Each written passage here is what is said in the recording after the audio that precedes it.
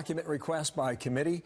Congressman Bob Goodlatte's chairman of the Judiciary Committee. He led the operation yesterday. With me now back in his district in Virginia. And sir, thank you for coming back here, and good morning to you. Got about a second delay in the satellite, so we'll take it easy. Bill. What did you learn through this back and forth? Well, I got two things accomplished yesterday. First of all, a confirmation by the Deputy Attorney General of the United States that he agrees with the Inspector General's report that there were many missteps made by the FBI in the investigation into various actions by former Secretary of State Hillary Clinton.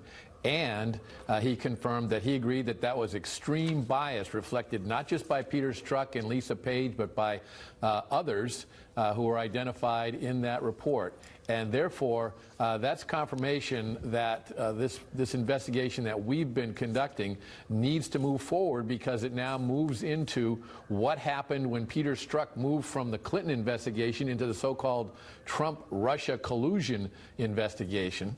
Secondly, we had the opportunity to address some of our concerns regarding the production of documents and the testimony of Peter Strzok in a private interview the day before.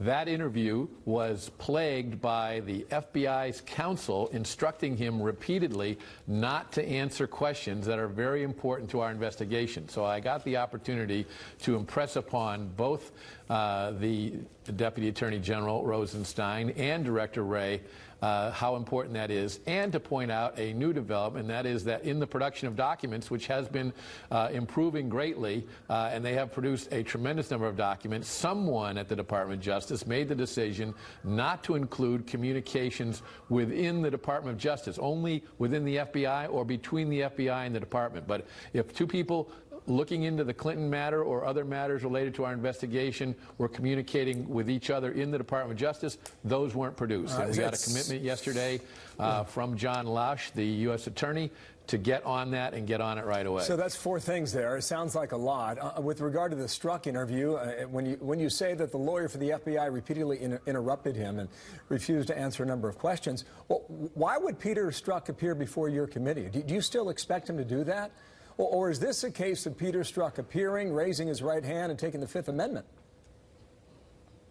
Well, we don't know what he'll do when he testifies. When he was allowed to answer questions, he answered the questions. Some of his answers, particularly regarding the explanation of a number of his outrageous text messages, were completely unbelievable. But nonetheless, he will be back before the committee for a public hearing, and that will take place soon.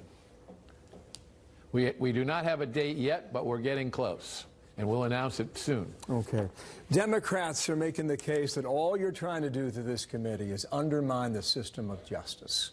What do you say to Democrats, and what do you say to Americans who grew up trusting an FBI and trusting the CIA? Has that trust been broken, sir? Well, we are all about making sure that the rule of law and our system of justice works very well. And unfortunately, as reflected in the Inspector General's report, that broke down in 2016 and then on into 2017 with very unbalanced, biased investigations, leaning over backwards to make sure that Hillary Clinton did not get indicted, and then leaning into and launching an investigation in the presidential campaign related to Donald Trump and his campaign. And we have a tremendous number of questions that the American people share, and we're going to get to the bottom of that. And in the process, we're going to restore the reputation of the FBI, because Director Wray and General Rosenstein both have been very committed to doing this. There's been a cleaning house there.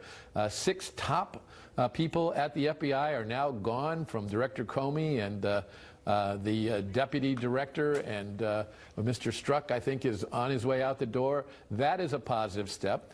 The director, Director Wray, has also indicated he agrees with most, if not all, of the recommendations made by the Inspector General on how to proceed in the future. They are implementing programs right now to make sure their agents know they cannot conduct themselves in 2020 or at any other time the way they did in 2016. We heard that from Christopher Wray yesterday morning. Sir, I'm out of time, but I thank you for your time today. There's more to come on this clearly, and we'll see if and when Peter Strzok testifies.